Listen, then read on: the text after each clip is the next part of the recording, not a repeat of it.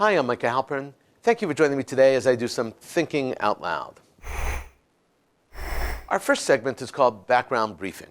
The first thing I've been thinking about is J Street and its arrogance. J Street does not represent American Jews or progressive Jews. It is Jewish and progressive, but that does not mean that they are representative of those groups, especially Jewish groups. Comparing J Street to the American Israel Public Affairs Committee is like comparing a 90-pound weakling to a sumo wrestler, like comparing a new kid on the block to the founding fathers, or like comparing a tuna on rye to a steak with all the trimmings. The comparisons are absurd, and yet this 90-pound weakling is trying to influence and set the agenda for what is arguably the most powerful Jewish American organization, period. J Street issued a threat to all Democratic U.S. presidential candidates who had planned to attend and speak at the AIPAC Policy Conference in Washington. This annual conference is one of the hottest, most sought-after tickets in the political world of Washington and Jerusalem. Attending the AIPAC conference, let alone being asked to speak and address it, says that you are a player in the policymaking arena, a voice to be heard and reckoned with on the American-Israeli issue. And J Street thinks it can give talking points to the candidates. J Street thinks that they can tell the candidates that if they speak at the AIPAC conference, they must decry and repudiate Prime Minister Benjamin Netanyahu and his, quote, racist, unquote, comments, and even threaten the candidates that if they do not make a clear statement to that effect, which J Street admits will be unpopular given the setting and the audience, the candidate will, quote, lose credibility. Losing credibility is code for being punished and held accountable by progressive voters in the primaries. J Street's message can be found at jstreet.org. You can actually find it. Here are two of the most salient points. The candidates who choose to share that stage with Netanyahu must make it clear that they do not share his values or approve of his policies. 2. Those who attend without calling out Netanyahu's bigoted rhetoric and enabling of right-wing extremism will lose credibility when deriding these horrific aspects of Trump's politics. J Street then writes out a script for the Democratic candidates, giving them 3 important talking points that they all must punch while addressing AIPAC membership and the conference attendees. This is how they write it. Condemn Netanyahu's deal to bring the ultra-racist Otzma Yehudit party into the next Knesset. Speak against the entrenchment of the occupation, which violates the rights of Palestinians and undermines hopes for a two-state solution. Denounce racist rhetoric and incitement against Israel's Arab minority. About 20,000 pro-Israel Americans attend the AIPAC conference. The energy alone during the sessions is deeply impressive. And J Street, which draws about 3,000 attendees to its own conferences, thinks it can deliver ultimatums to Democratic presidential hopefuls, tell them what to do, to say, and have them challenge a sitting Israeli prime minister? We call that chutzpah. It's absurd for J Street to think it can deliver a real threat to the candidates. Put simply, it is neither the clout nor the membership numbers to influence voters. It is a small, marginal organization with an inflated sense of importance that already punches way above its weight class. Despite a small spike in influence and media coverage during the Obama administration, today it has no practical tools that can reach enough people to discipline a U.S. presidential candidate. Its annual budget is about $2 million. The AIPAC annual budget is about $100 million. J Street is taking advantage of the multiplier effect. It is riding the wave of recent comments made by the 3 newbie congresswomen, women who have made derogatory and blatant anti-Semitic statements in public forums and in the mass media. In all fairness, J Street has condemned the language of one of the congresswomen, Ilan Omar, but not without also insisting that the comments she made have substance. And it has become emboldened to issue its own ultimatum by the apparent reluctance of many establishment Democrats to condemn those comments and rein in those congresswomen. The inability of the United States Congress to pass a referendum condemning anti-Semitism and just anti-Semitism is allowing J Street to feel cocky. In the end, J Street had no impact on the AIPAC conference. They can try to rock the boat, but J Street cannot rain on AIPAC's parade and cannot bring about change. It has become popular to criticize Israel. J Street is harnessing that critique. and the critique of others as a stepping stone to raise awareness for their organization and boost membership. The leftist group has a right to express its point of view. However, it's giving support and backing to anti-Semites and anti-Semitic thought and vitriol. And that they don't even realize what they're doing. Israel is not afraid of criticism. Netanyahu has nothing to fear from J Street, and AIPAC's place in Washington and Jerusalem is very secure. In the end, it was all an empty attention-grabbing move that served nothing more than to feed into anti-Israel and anti-Semitic sentiment. That's unnecessary, and it is really a shame. Prime Minister Netanyahu was scheduled to speak live and in person at the AIPAC conference and was called back home to handle a crisis. Such is life of a prime minister. The crisis was caused by Hamas. Hamas is getting bolder and bolder. A missile sent from Gaza destroyed a home and an Israeli family. More significantly, there were injuries, not to life, not life-threatening injuries, but we are grateful for that. Pets were killed, mind you. People were only injured. This move by Hamas was an escalation of action that began the week before, when terrorists in Gaza shot 2 Fajr 5 missiles into Israel. This time, they crossed the red line. This time, it became headline news across the world. Terrorists in Gaza shooting rockets into Israel is unsettling, disturbing, and unfortunately commonplace. It's certainly not headline news any place outside of Israel, not until the terrorist rockets aim for Tel Aviv. Thankfully, that time the rockets landed in open areas and no one was hurt. Israelis who live in close proximity to the Gaza border have become accustomed to the piercing screech of air raid sirens. They know how to make the mad dash to the shelters and have learned to become patient and occupy their time until the all clear is given. Sometimes the incoming projectiles are rockets and mortars. Other times they're incendiary balloons, really condoms, which, once inflated, are stronger than old-fashioned party-style balloons. And kite bombs. They are all dangerous, all life-threatening. Launching rockets targeting Tel Aviv is a significant move, an uptick. It ups the ante. It shows Iran's hand in this act of terror in so many ways. The first giveaway is that the Fajr 5 rocket is an Iranian weapon. The second is that because the target was Tel Aviv, the metro area of Tel Aviv at least, where 2/3 of the country's residents reside, Israel has to respond. And that plays right into the hands of Iranian propaganda and their agenda for the whole Middle East domination. The Tel Aviv Metropolitan region is the most populated in all of Israel. From just south of Tel Aviv to just north of Tel Aviv, 66% of Israelis reside. It is the most densely populated area in all of Israel. It is the banking and commercial capital of Israel too. Remember also that before the United States moved its embassy to Jerusalem, the long-held capital of Israel, according to Israelis, Tel Aviv, though, was assumed to be the national capital by large parts of the world. The question is, how big should Israel's response be? Iran hopes to tip the scales and shake up the region and force Israel's hand into a harsh reprisal. Iranian leadership would only be too pleased if Israel killed innocent Palestinians in Gaza. The media coverage like that would be a great victory for Iran and Hamas and a greater defeat for Israel. Were that to happen, no one would remember the 2 rockets that were shot towards Tel Aviv, and only through the grace of God missed exploding in populated areas. No one would remember that civilians, including children, would be injured as their home was destroyed around them. The world would only center their attention on Israelis killing innocent Palestinians. And then there's the timing of these attacks. Israel's in the midst of a heated election campaign. For the first time in many years, the seated Prime Minister Netanyahu, the longest seated Prime Minister in the 71-year history of Israel, is fighting off serious contenders for his position. The candidates opposing Netanyahu are demanding a strong and fierce response. One candidate, Naftali Bennett, leader of the New Right Party, asserted that, quote, now is the time to totally destroy Hamas, unquote. Would those candidates advocate the same response? Were they to be in office now? Perhaps not. But this is not just about defense anymore. It's about politics too. The Prime Minister cannot appear weak. Neither can he put soldiers' lives at risk 2 weeks before an election. I do not believe that Israeli response will be a full-blown operation in Gaza.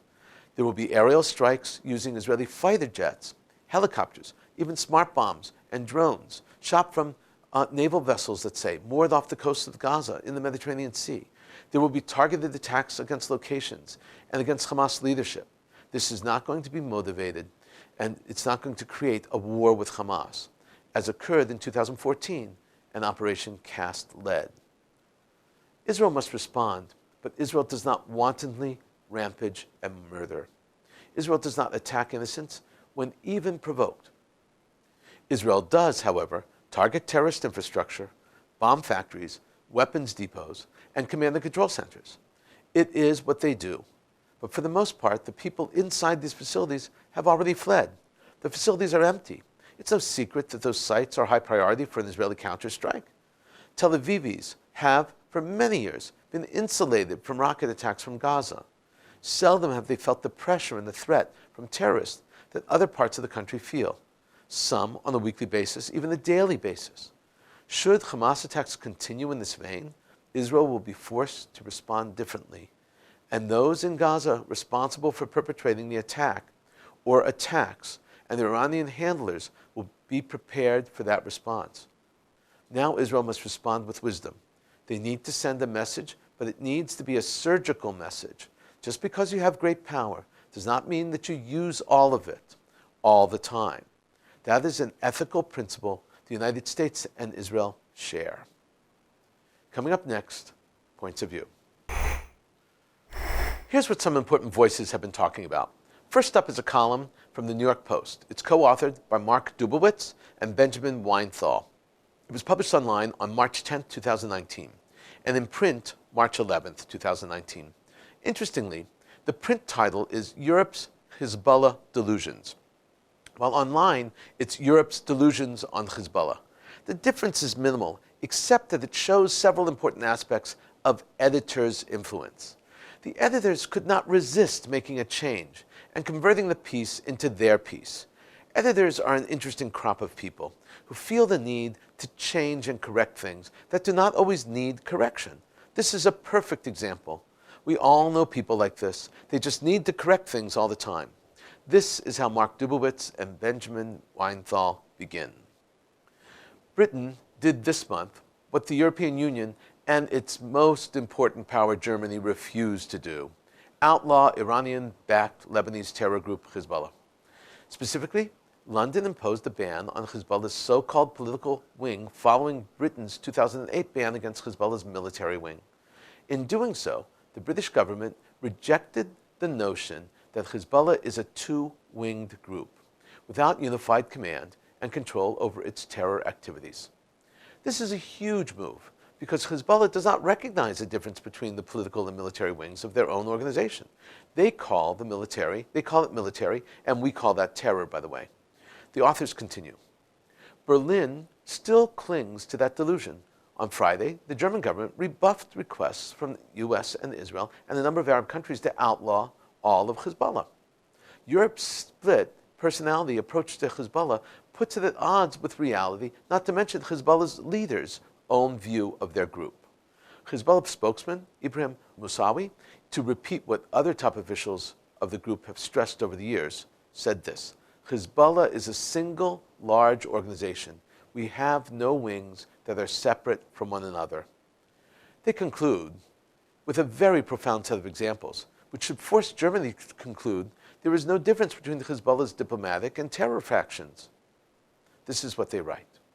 That treasured friendship was on display last month when German President Frank-Walter Steinmeier sent a warm congratulatory telegram to Tehran to honor the 40th anniversary of the founding of the Islamic Republic. German diplomats attended a celebration event at Iran's embassy in Berlin to honor 1979, which brought a radical Islamic social order that is not shy about calling for the destruction of the United States and Israel. Germany, along with the rest of the EU, remains wedded to various fictions about the nature of the Islamic Republic of Iran and Hezbollah.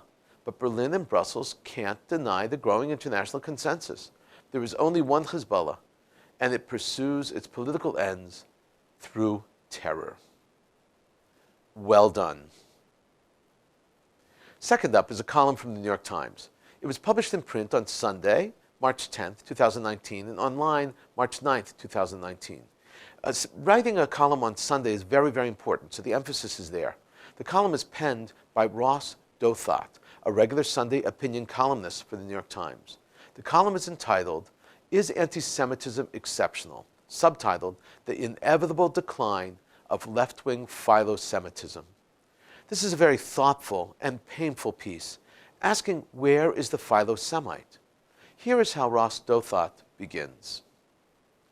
Like most places, America has always had potent strains of anti-Semitism, crude and polished, the KKK and Country Club. But unlike many places, we have always had important strains of philo-Semitism as well. There was a long American tradition with both Protestant and enlightened roots of really liking Judaism and the Jews. And so the story of the Jews in post-World War II America is the story not just of anti-Semitism marginalizations, but of philo-Semitism's triumph. Jewish Americans weren't just integrated like other ethnic and religious groups. They also attracted a particular sympathy and admiration rooted in the Holocaust remembrance, affection for Israel, and a distinctive pride in the scope of their success.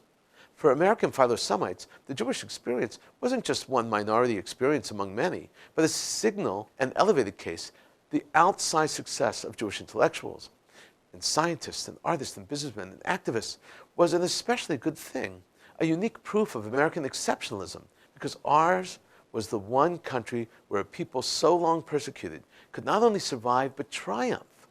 And attacks on Jewish success and influence, like attacks on the State of Israel, were treated as particularly dangerous, particularly un-American, because they threatened to undo this great achievement and return the Jews to their historic state of constant threat and peril.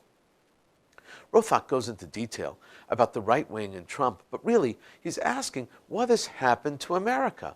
He concludes by writing, "Whether this argument works depends in part on what post-Trump right ultimate becomes.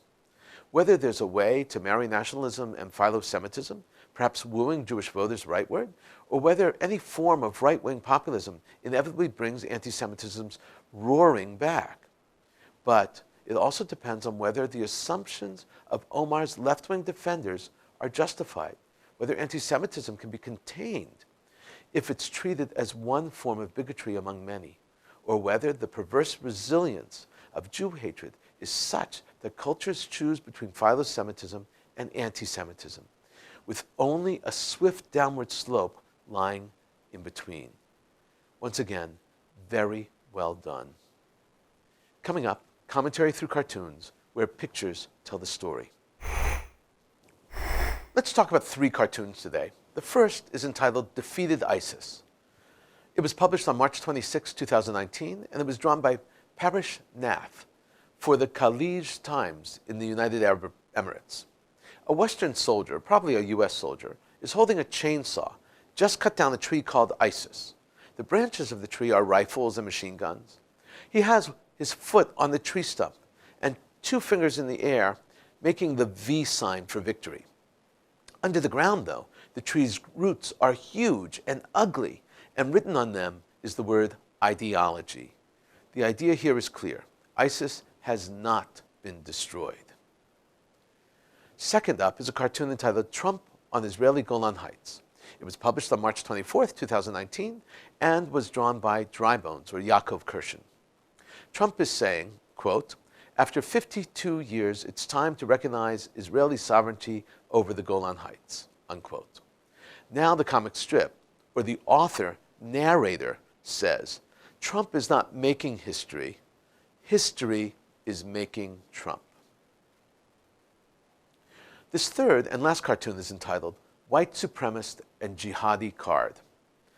It was published on March 21st, 2019. The artist is Stephen Sachs, and it was published in the Minneapolis Star-Tribune in Minnesota.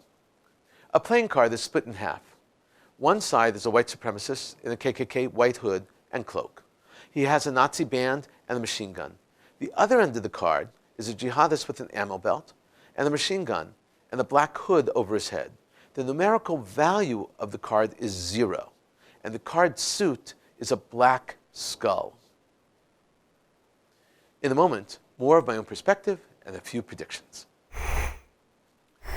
Most people do not know that Tegucigalpa is the capital of Honduras. But it's an important fact that we all should know. The president of Honduras, Juan Orlando Hernandez, announced that his country now recognizes Jerusalem as the capital of Israel. Honduras will not be moving their embassy just yet, but they will be opening an office for trade and other official activities in Jerusalem. It's the first few steps in the process of moving the embassy. Hernandez said, and I'm quoting here, "Today I announced the first step, which is to open the trade office in Jerusalem, the capital of the state of Israel, and this will be an extension of our embassy in Tel Aviv," unquote. Hernandez continued by saying, "I've said that a second step will draw a lot of attacks from enemies of Israel and the United States, but we will continue along this path," unquote. This move by Honduras is significant and will impact others to act the same way, recognizing Jerusalem as the capital first, moving their embassy to Jerusalem later. When Palestinian President Mahmoud Abbas addressed students at the American University in Ramallah recently, he described his fourth and last meeting with U.S. President Donald Trump. The meeting he spoke of took place in September 2017 in New York City on the sidelines of the United Nations General Assembly. During that meeting, Abbas proposed a U.S. peacekeeping force to serve in the Palestinian state, supplemented by NATO troops. He said that Trump liked the idea, and I'm quoting Abbas here.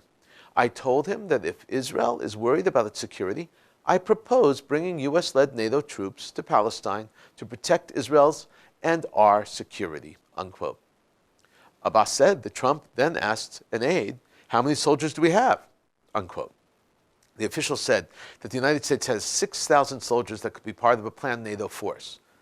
Quote, "Trump told his aide that this number was not enough, but the soldiers should anyway be ready," Abbas added. "I told Trump, Mr. President, I don't like war. I don't believe in war. I believe that if we get our state, I would prefer to build a school than buy a tank, or build a hospital than purchase a warplane. I don't want weapons. I just want to build my country," unquote. After this exchange, Abbas told the students. Trump looked at him and said, quote, "How come they say you're a terrorist? You're a man of peace," unquote. The result of the 2019 World Happiness Report are in, and Israel is ranked 13th in the world. Actually, it slipped 2 positions since last year, when they were ranked 11th. Topping the list are Finland, Norway, and Sweden. No surprise there. The United States is ranked 19th. The World Happiness Report is generated by the United Nations Sustainable Development Solutions Network and comes out annually in conjunction with the Ernest Ely Foundations and with the Gallup Polling Company. The study is very telling, specifically because it is based on how citizens define their own happiness. There is no standard variable or scientific standard, and there is no way of equalizing the happiness quotient except to ask each person to rank how they feel on a scale from 1 to 10. Increasingly, despite the falling 2 places in the world ranking, Israel's own happiness its rating increased actually by 0.5 from last year.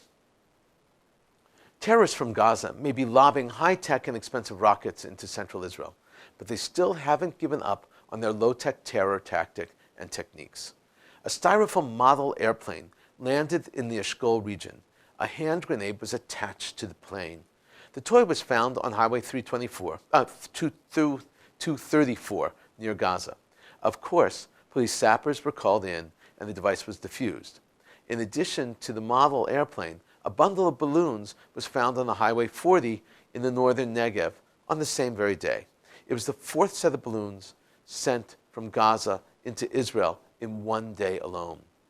And again, police sappers were called to examine the explosives and defuse them.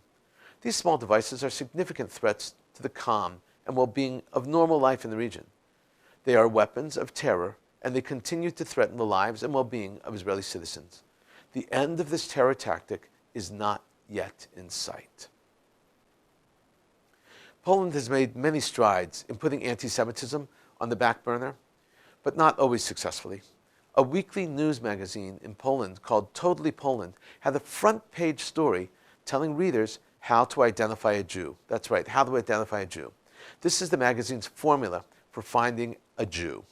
look at names, anthropological features, expressions, appearances, character traits, methods of operation, and disinformation activities. This type of media is blatant anti-Semitism. Poland has neither apologized nor have they tried to explain this magazine's agenda. We've been thinking out loud about a lot today. Now that you know what I've been thinking, let me know what you're thinking. Email me at micah@jbstv.org. Tweet me at Micah Halpern. Tell me what you think. Before we end, let me leave you with one picante piece of information. Earlier, I referred to the narrator, or the author in the Dry Bones cartoon. The use of the narrator's voice is an important device. It clarifies and helps the reader understand. It gives perspective and grounds the conversation in the narrative. The narrator guides us. Narrators are often nameless. The Talmud, which is divided into two parts, the Mishnah and the Gemara, has a narrator, a very prominent narrator who remains nameless. It is the collective wisdom and the guide that gives the majority opinion or the authoritative opinion in places. The narrator's voice in the Talmud is called the Tana Kama. Tana means teacher in Aramaic. Kama means first in Aramaic, the first teacher. The language of the Mishnah is Hebrew. The language of the Gemara is Aramaic. The Tana Kama is an anonymous voice and guide. It is the editor's hand at work, guiding us and making certain that we stay on track, that the arguments and the discussions come back, and that there is a moderating guide voice. In the original reason why we call it the Tana Kama is that in the Mishnah, in Hebrew, when two rabbis were differing in views, the Tana Kama refers back to the very first view cited. Thank you for thinking out loud with me, Micah Halpern. Let's think out loud again next week on JBS.